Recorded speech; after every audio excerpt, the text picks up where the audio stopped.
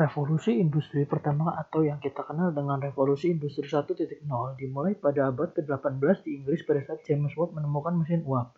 Kemudian, revolusi industri generasi kedua atau revolusi industri 2.0 ditandai dengan ditemukannya pembangkit listrik serta motor pembakaran atau combustion chamber.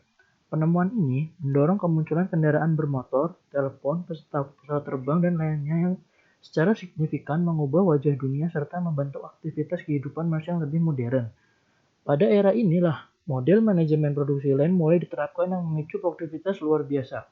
Revolusi industri generasi ketiga atau revolusi industri 3.0 dimulai tahun 1969, ditandai dengan kemunculan era teknologi digital dan internet. Informasi menjadi hal yang vital pada era ini, serta menentukan berbagai perubahan di dunia.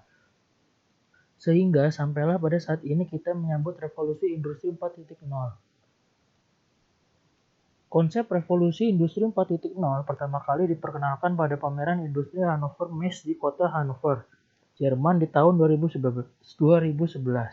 Sehingga dapat kita pahami bahwa saat ini revolusi industri 4.0 bukan hanya sekedar isu, namun sudah berlangsung secara masif. Pada hakikatnya, konsep revolusi industri adalah bagaimana cara untuk melakukan efektivitas dan efisiensi dalam memproduksi suatu barang yang bernilai ekonomis. Di sisi lain, adalah bagaimana dampak atau pengaruh fenomena yang terjadi dalam revolusi industri 4.0 terhadap perilaku atau sikap manusia dalam menerapkan konsep tersebut dalam berbisnis. Lalu pertanyaannya, apa hubungan revolusi industri 4.0 dengan etika profesi? Karena pada dasarnya teknologi hanyalah alat untuk mempermudah urusan manusia, tetapi bukan berarti hal tersebut tidak berdampak negatif terhadap kehidupan manusia lainnya. Menurut Dr. Suyoto, MSI, dalam praktek bisnis ada beberapa poin dari revolusi industri 4.0 yang memerlukan kehadiran perspektif etis demi terwujudnya tujuan pembangunan berkelanjutan, yaitu pertama, data dan ketimpangan sosial.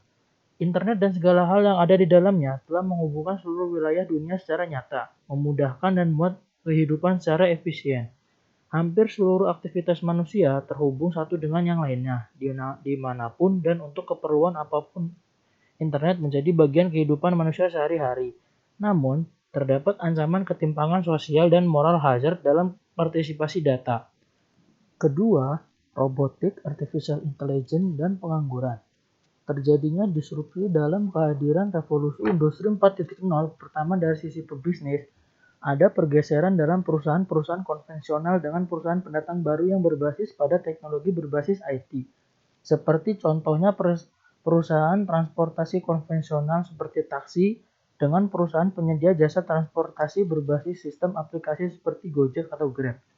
Kemudian, pada sisi tenaga kerja, dengan teknologi robotik, banyak pekerja atau buruh dengan risiko tinggi yang pekerjaannya dapat dikerjakan robot atau peralatan yang dikendalikan oleh artificial intelligence. Banyak contoh kasus mengenai konflik-konflik sosial dalam kaitan dalam era revolusi industri. Salah satunya adalah adanya kecemburuan antara sopir taksi konvensional terhadap driver online dari penyedia jasa transportasi berbasis aplikasi. Jika tidak ada penanganan yang serius mengenai masalah ini, maka akan terjadi konflik-konflik lain yang lebih besar. Hal itu tentu akan mengancam stabilitas keamanan dalam negeri ini. Dengan perkembangan teknologi yang semakin canggih, mereka juga harus mempersiapkan diri dalam hal meningkatkan kapasitas keterampilan diri yang dapat disesuaikan dengan perkembangan arah bisnis perusahaan ke depan. Karena perkembangan teknologi tidak bisa diletakkan bagi dan pasti berlaku. Karena jika tidak, tenaga kita akan tergantikan dengan tangan-tangan robotik.